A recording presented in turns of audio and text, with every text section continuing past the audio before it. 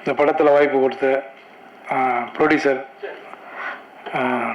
Thangapandian sir, Keerthika madam, Rajmohan, உங்களுக்கு ரொம்ப நன்றி. 300 எப்படா கண்டுபிடிச்ச?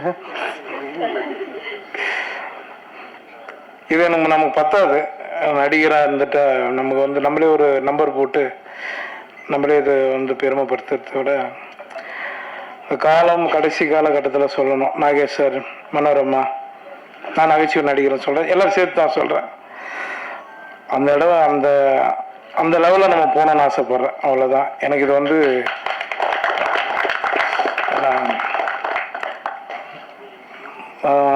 சென்றாயன், ரொம்ப நன்றி. என் சீன் அழுகுற மாதிரி நான் எதுவுமே பண்ணல. ஆனால் சரி, பார்க்கலாம், வச்சுருக்கேன் நான் எடிட்டில். அடுத்த மைனா, உங்களுக்கு ரொம்ப நன்றி. அனாமிக்காவா, ராஜ்மோகன், நம்ம 2016 நயன்தாரா கூட நடிச்சிட்டோம். சரியா?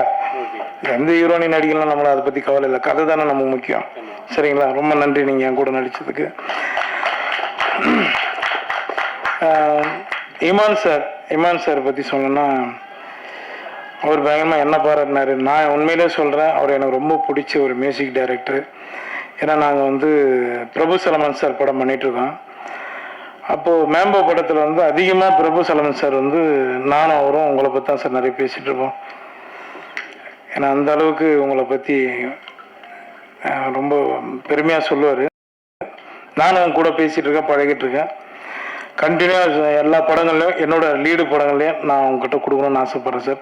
கண்டிப்பாக நீங்கள் பண்ணி கொடுங்க சார். ஏன்னா நான் இந்த படத்துக்கு ரிக்வஸ்ட் பண்ணேன், அவர்கிட்ட ஒரு சின்ன விஷயத்த ஹெல்ப் பண்ணார். ரொம்ப நன்றி சார். இப்போ காளி, ஏன் போஸ்டர் மாதிரியே வச்சுனுங்கிற மூஞ்சி தூக்கம் வந்துச்சா? காளி வெங்கட் எனக்கு ஒரு நல்ல நண்பர். சொன்னோடனே வந்துட்டாப்புல, பண்ணி பாபு பண்ணிடலாம் பாபு அப்படின்னாரு.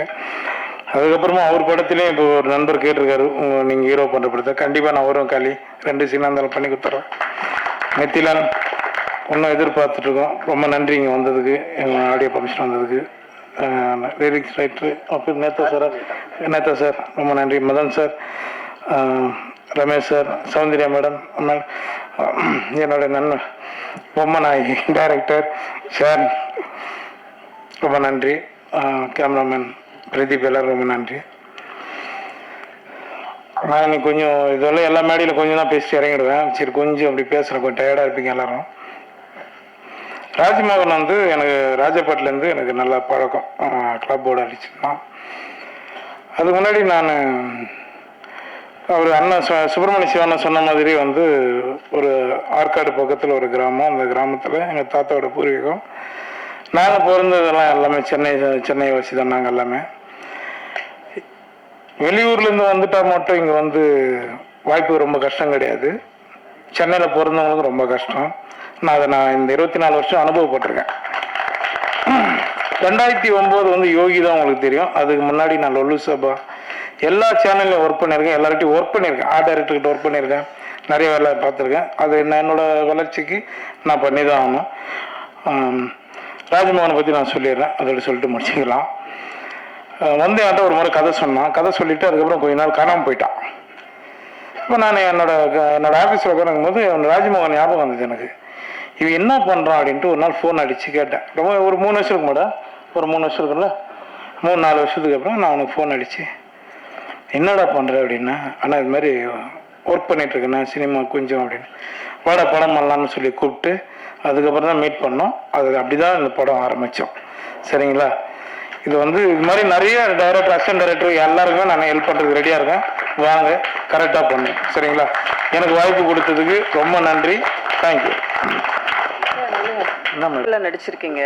நீங்க நடிக்காத நடிகர்கள், சேர்ந்து நடிக்காத நடிகர்கள் யாரும் இருக்காங்களா? யார் கூட சேர்ந்து நடிக்கணும்னு ஆசைப்படுறீங்க? உங்க கூட சேர்ந்து தான் நடிக்கணும். அதுக்கப்புறம் நம்ம நண்பர்கள் நிறைய பேர் கேள்வி கேட்பாங்க. அவங்களெல்லாம் வெள்ளம் போச்சுன்னா போட்டு நம்ம எல்லாம் நடிக்கலாம். கமல் சார் கிட்ட தான் ஒன்றும் நடிக்கல. சீக்கிரம் அதுவும் நடக்கும்னு நினைக்கிறேன். கமல் சார் நடிக்கணும்.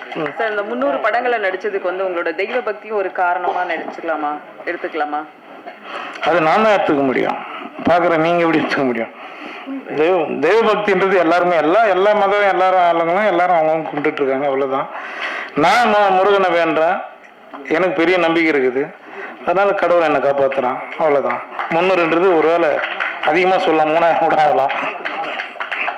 ஹீரோயின் பத்தி 2 வார்த்தை சொல்லுங்களேன். ஹீரோனி தான் ரிவீட்டு போயிட்டாங்க.